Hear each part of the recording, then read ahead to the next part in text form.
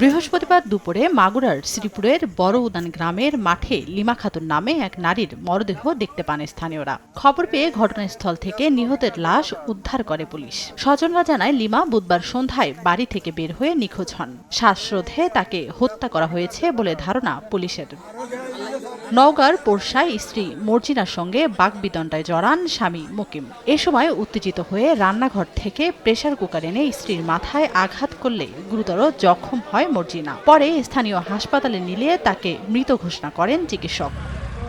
শেরপুরে শ্রীবদ্দিতে ট্রাকের ভেতর থেকে লেপ তোশকে মোড়ানো এক অজ্ঞাত নারীর অর্ধগলিত মরদেহ উদ্ধার করা হয়েছে। ধারণা করা হচ্ছে প্রায় 2 থেকে 3 দিন আগে তাকে হত্যা করা হয়েছে। আমরা সেটা পরিচয় শনাক্ত করার চেষ্টা করছি, আর লাশটি কোথা থেকে কিভাবে আসলো, এই ঘটনার পিছনে যে রহস্য সেটা উদ্ঘাটনের জন্য আমরা তদন্ত কার্যক্রম অলরেডি শুরু করে দিয়েছি।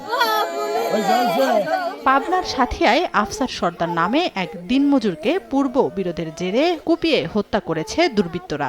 এই ঘটনার জিজ্ঞাসাবাদের জন্য 3 জনকে আটক করেছে পুলিশ। তানজিনা তাসনিম, সময় সংবাদ।